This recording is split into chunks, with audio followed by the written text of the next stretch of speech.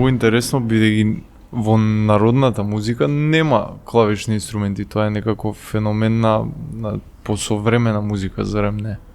Па хармониката е исклучок на тоа правило. Оваа катедра е за клавишни инструменти и харфа. Харфа. Така. Хармониката е исто многу значаен дел од класичниот репертоар. И на факултетот се изучува токму тој репертоар. Има изобилие на творештво, особено современо творештво, што е многу интересно. А клавишните инструменти пред се однесуваат на хармониката и на пијаното како главен инструмент.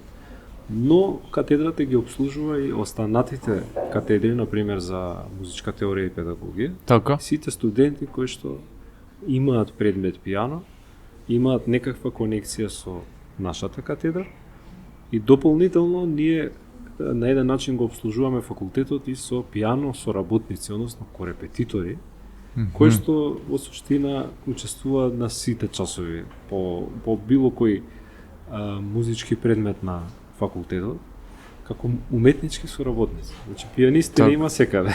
Така, да, тоа е перцепцијата, да. Тоа што е интересно, например, е што јас ке даев десна рака дека харфа влегува во оваа катедра, гудачки инструменти и гитара. Зошто влегува во оваа катедра? Тоа е специфично една ситуација во целокупниот тек на развојот на инструментите. Едноставно секогаш се сврстувала харфата по некоја традиција. Значи не на еден начин клавирот, односно пијаното, е исто така жичен инструмент. Има жици, меѓутоа по нив удираат чеканџиња, што ги контролираме со клавиши. Така што нашата катедра беше малку поширок контекст опфаќа. Така. И харфата е жичен инструмент и пијаното е на еден начин жичен со клавиши. Да, всушност кога ќе видиш пијано е некако легната харфа. Точно така. Така што има една корелација интересна тука помеѓу двата инструменти, но и репертоарот има некаква врска. Ана, ти си пијанист, така? Од која свириш пијано од помала возраст?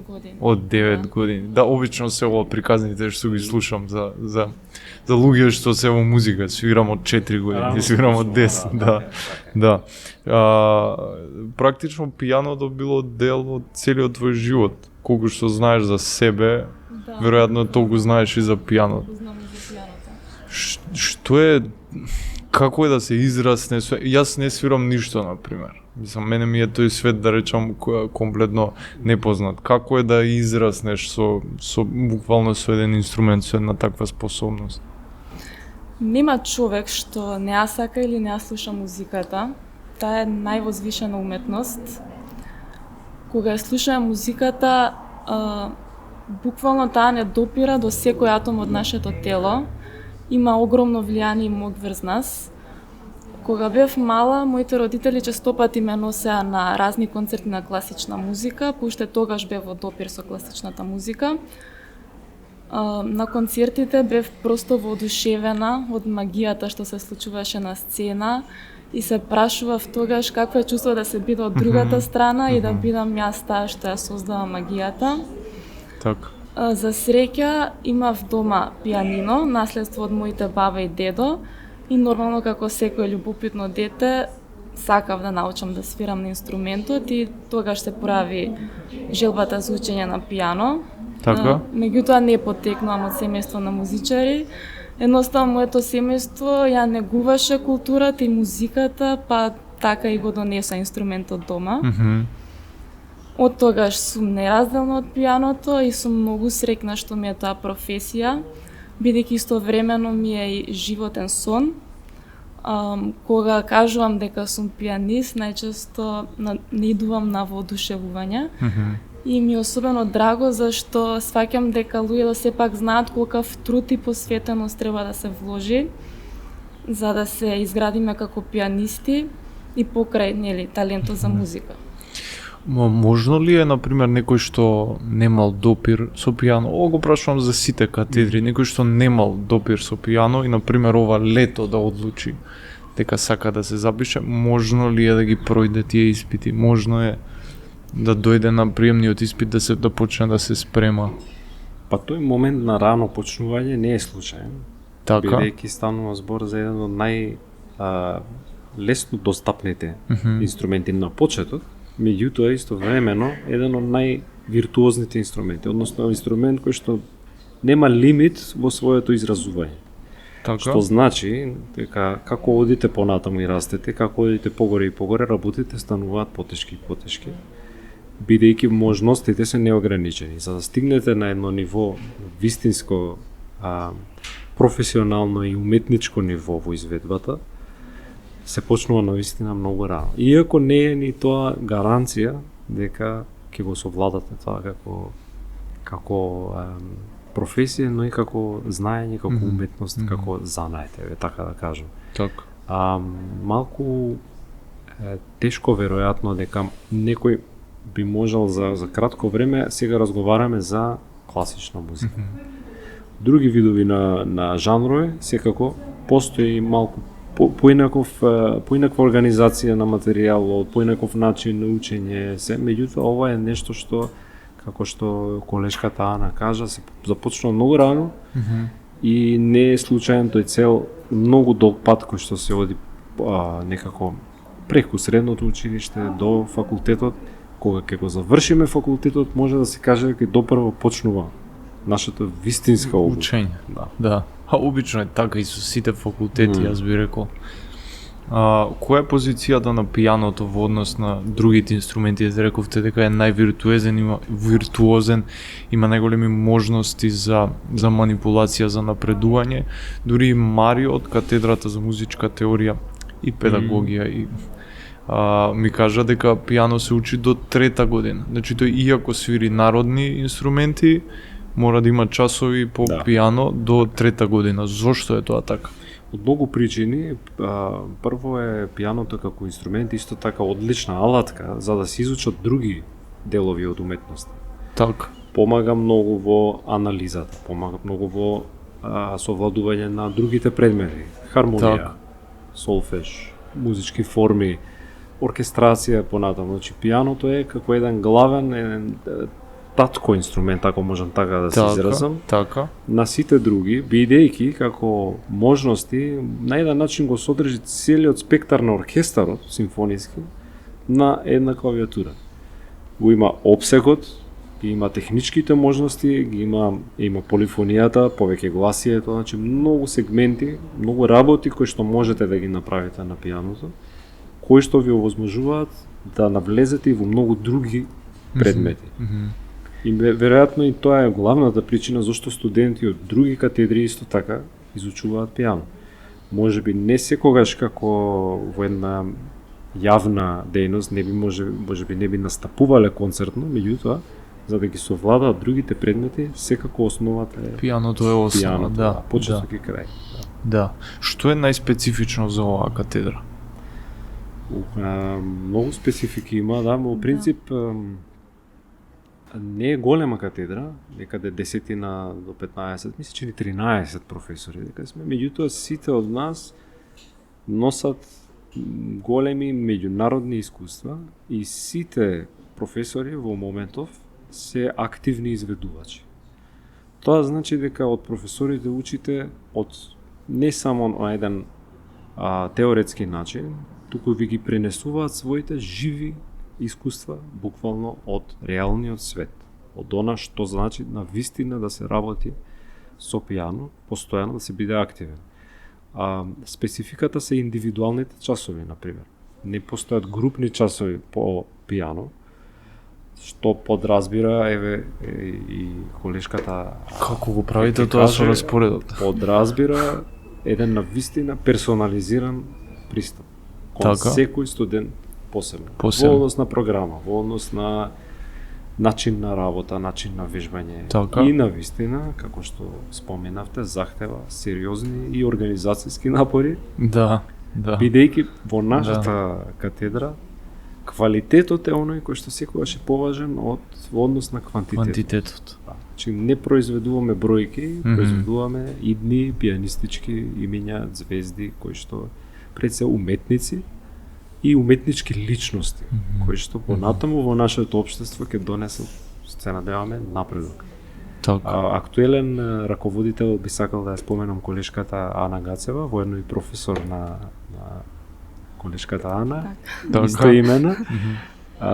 Од оправдани причини не може да е тука со нас, меѓутоа еве како еден врвен инструменталист и педагог, например, Ана носи една целосна друга школа од Париз, од Франција. Имаме професори кои носат руската школа, имаме професори кои носат од буквално сите аглии на светот, носат своји знаења и познавања и ги споделуваат токму на нашиот факултет, со нашите студенти. Немам толку прсти да избрам колку пати слушнав дека некој студирал во странство и потоа се вратил тука да го врати тоа знаење. Обично ви рекол на другите места е штом веќе заминува некој да студира надвор и таму останува, тоа е практиката, да. Значи имаме тоа задоволство и таа среќа, што голем дел од професорите решаваат тука да го продолжат патот, а мислам дека има врска и со самите студенти, затоа што имаме со кого да работиме. Имаме навистина прекрасни, надежни, перспективни, музикални и талентирани, многу работливи студенти кои што сакаат да се посветат највеќе што можат. Меѓународниот момент е многу важен во нашата дејност, контактот со други музичари, други средини е многу значаен. Вие сте раководител и на Еразмус размените. Така е, одскоро, токму во овој момент се обидуваме и да интензивираме таа соработка. Така. Веќе потпишавме 2 сериозни билатерални договори со многу престижни универзитети во Корунја во Шпанија, во Минстер во Германија. Во моментов работиме на уште неколку партнерства, не само во регионот. Идејата е пред се на студентите да им се донесе квалитетот, кој што го има и надвор, но и самите студенти да можат да го искусат. Да можат да го искусат тоа. И на еден начин да ја промовираат и нашата култура, бидејќи имаме што да кажеме и во меѓународни рамки. Така. Има ли проблеми, например, обично за другите факултети, тоа го слушаме. Значи, некој ако одлучи да оди на Еразмус, програмата значи пола година до година, бирократски проблеми, пробување да се пренесат тие акредитации, тие оценки добиени таму. Како функционира тоа кај вас? Прво, за мене искрено зборот проблем не ми се допаѓа никогаш. Секогаш го заменувам со зборот предизвик. Не само како терминологија, малку и како пристап. Кога имате било каков предизвик, ве стимулира да го надминете, да го решите, да пораснете со него. А во таа смисла, до сега, за жал, низ годините, Еразмус програмата на нашиот факултет не функционирала многу интензивно и многу активно. Имало случаеви, меѓутоа повеќе било, да речеме, инцидентно отколку што би било правило. Токму тоа е сега желбата да се промени, да се отвориме и ние малку повеќе кон светот. И тука попат се што може да настане како предизвик, или доаѓа од недоволна информираност, или доаѓа од желба да можеби не се работи толку интензивно. За среќа во овој момент и тие две работи ги нема и можеме послободно да чекориме кон она што Еразмус програмата има да го понуди. А има да понуди многу и за наставниците преку мобилноста, и за студентите, но и за самите институции кои што можат да се врзат во партнерски соработки, што е исто еден сегмент кој што кај нас низ годините не функционира многу. Еве ова е голем стимул за нас во моментов да се промени тоа со секако поддршка од квалитетните студенти кои што и самите некако својот пат сакаат да го прошират и да бидат активни во она што го прават. 4 години е тој менторски однос од почетокот до дипломирањето при студирањето на оваа катедра. Тој однос е уште од самите почетоци. Уште во нижо музичко кога почнав, имав професорка, ова прилика да поздравам, професорката Верица Шотаровска. Таа ме водеше 6 години низ нижо музичко, потоа во средно 4 години и на крај се запишав на факултетот кај професорката Ана Гацева. Каков е тој однос? Претпоставувам дека е прво многу близок, значи многу непосреден помеѓу студентот и професорот и веројатно нема како на Whiplash магање со столици, не знам што. Нема се малку по секогаш нема. Так. Тука мислам дека доаѓа до израз улогата на професорот. Така. Тука се согледува колку е вистински педагог, да го насочи студентот, да му го пренесе сето знаење што го има на вистински начин, бидејќи професорот треба да се прилагоди на природата на секој студент одделно. Не секој има ист талент, има исти предиспозиции и можности, некој учи побрзо, некој побавно. Тука треба да се прилагоди репертоарот што му се дава на студентот, дали може да го совлада, кои се тие технички предизвици за него, да не биде нешто што е премногу тешко, за да го, не дај Боже, уназади, но само за да оди напред. Так. Предпоставувам дека е многу интересно искуство. Мислам, заедно растеш и професорот и студентот. Апсолутно. Практично заедно растат. Професорот станува лична инспирација. Так. Да, за тоа како сакаме да се градиме себе си како уметници, музичари, но и како личности. Има уште еден момент што јас не го знаев како студент, меѓутоа сега од другата страна го дознавам. А тоа е, иако вие имате еден матичен професор кој што ве води, зборувам се исклучиво за нашата катедра, на нашиот факултет, истовремено целата катедра на еден начин ви е професор. Тоа се случува само во сите средини кај што сум имал можност да работам професионално, го гледам само ваму. Што тоа значи? Покрај матичниот професор на сите испити, на сите аудиции, колоквиуми, продукции, сите настани, сите ние ги слушаме сите студенти. И постојано дискутираме едни со други како професори, во која насока понатаму треба да оди студентот, што да се посоветува, што треба да се доработи, кој пристап е можеби подобар. Че постои една многу интересна отвореност помеѓу професорите, што е за жал во денешно време многу ретко. Ретко. Кога ги се земат во обзир суетите и многу други работи. Да. Еве ова е еден многу позитивен пример. Катедрата за клавишни инструменти и харфа на ФМУ функционира на еден таков начин, кој што е едноставно во насока на општо добро за сите. И ние како професори постојано напредуваме и учиме и студентите, без да знаат понекогаш добиваат совет практично од друг професор. Так.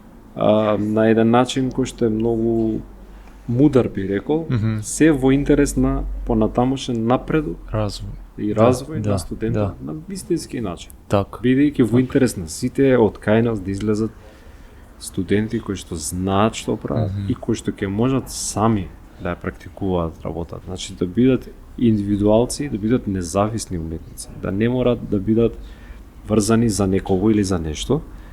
И затоа рековме, можеби трае 4 години менторскиот момент, меѓутоа го приметувам тој кај други професори, и кај мене, и кај себе како студент кога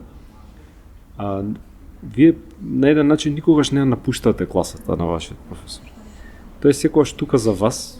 Секогаш доаѓа на некој концерт. Секогаш ве прати, колку и да поминало време од вашето дипломирање, се грижи на еден начин, се секира на еден многу добронамерен начин за понатамошниот развој. И секогаш е достапен за прашања, за советувања, за разноразни проблематики. Бидејќи се случуваат разни околности. Животот тече и понатаму. Студентите се студенти, еден ден растат, прераснуваат, еден ден стануваат тие професори, имаат прашања за педагогијата, со кои што може да ги дискутираат со свој. Значи се работи за еден многу убав и многу интересен и длабок индивидуален однос помеѓу професорот и студентот. Што е, навистина ме прашавте што е специфично, би рекол тоа е исто така една од оние специфични работи. Да ти честитам за дипломирањето. Кај вас дипломирањето се одвива само со концерт, така? Так, со свири. Како се паѓа? Како не се дипломира Ана? Она не бих знаела. Не би, нормално, да. Бидејќи имаше фантастичен испит. Да. Так. Така. Како се паѓа? Како не се дипломира Ана? Не би, нормално, да. Не би, нормално, да. Так. Бидејќи имаше фантастичен испит. Да. Бидејќи имаше фантастичен испит. Да. Бидејќи имаше фантастичен испит. Да. Долги се подготовките за дипломски испит. Јас 1 година се подготвував, бидејќи имав земено доста тешка програма. Така. Сите дела траја околу час и половина. Час и половина свириш без преста. Така. Сега е чест. Добро. Сигурно имаш појаки прсти од мене. 100%. Друго нешто што сакате да им го порачате на студентите кои размислуваат, кои се мислат, можеби не студентите, средношколците, пардон, или пак основци кои ќе го слушаат ова, кои можеби прв пат седнуваат зад пијано, зад клавир. Што би им порачале за воиднина? Така, мојата порака до младите е да не се плаша да го живеат својот сон, да чекорат храбро, бидејќи на крајот на денот најважно е дали го правиме она што го сакаме, а не она што другите го очекуваат од нас. Факултетот е едно поглавје во животот кога созреваме и учиме не само на професионален план, туку и како личности се градиме. А музиката е нешто најубаво што ни е дадено на овој свет, треба да ја негуваме, да ја развиваме, да можеме да ја пренесеме на идните генерации. Така. Да се биде студент на факултетот за музичка уметност за мене беше привилегија и огромен предизвик, бидејќи не секој може да студира на факултет за уметност, без разлика факултет за музичка уметност, ликовна или драмска уметност.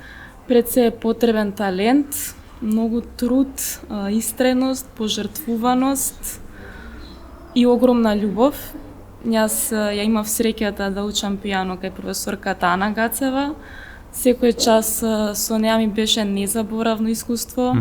Огромно внимание обрнуваше да секој тон биде отсвирен на вистинскиот начин и при тоа со големо трпение и ми беше огромен поттик и поддршка. Од незините часови си заминував со голема инспирација и едва чекав да дојдам дома и да седнам, да свирам, да ги надминувам техничките предизвици. На факултетот предаваат реномирани, етаблирани уметници, професори со енциклопедиско знаење, кои што секогаш се поддршка за студентите и се отворени за соработка и помош. Така што сите кои што имаат некакво двоумење дали да се запишат, што би правеле понатаму, дали би имале вработување, нека не се двоумат, можностите се многу големи. Ние како пијанисти навистина сме многу барани во камерни состави, како солисти, во оркестарски состав, како корепетитори, освен како изведувачи, аранжери или композитори, така што навистина има големи можности. Да се биде уметник е една можност да се остави личен белег на времето во кое што живееме и твориме, со оригиналност, со својата оригиналност и индивидуалност. Прекрасно се изрази Ана и се, мислам, кажа толку многу работи, малку може да додадам, единствено дека нашата катедра и пијанизмот во Македонија општо е еден од оние докази или примери дека навистина не мора да излезете од вашата држава да студирате за да бидете успешен во тоа што го правите. Алумните на катедрата кажува многу, имаме имиња кои што се признаени во светски рамки, добитници на многу меѓународни надпревари, луѓе кои што изградиле сериозни кариери, затоа што можете дома, во вашиот дом, да добиете навистина високо ниво на образование. Токму тој момент на моите колеги кои што студирале надвор се вратиле, други колеги кои што имале тука можност да работат, таа интернационална рамка во која што делуваме како пијанисти, навистина ни обезбедува еден, како да кажам, привилегиран статус на луѓе кои што можеме да се разбереме преку сите граници, преку сите предизвици кои што ќе се појават. Значи не мора да одите некаде за да бидете добри во тоа што го правите, и за да добивате покани за во странство. Можеби и тоа е еден дополнителен мотив за идниот студент да знае дека дома може да добие навистина врвно образование. Ви благодарам и на двајцата. Ви благодарам. Благодариме на поканата.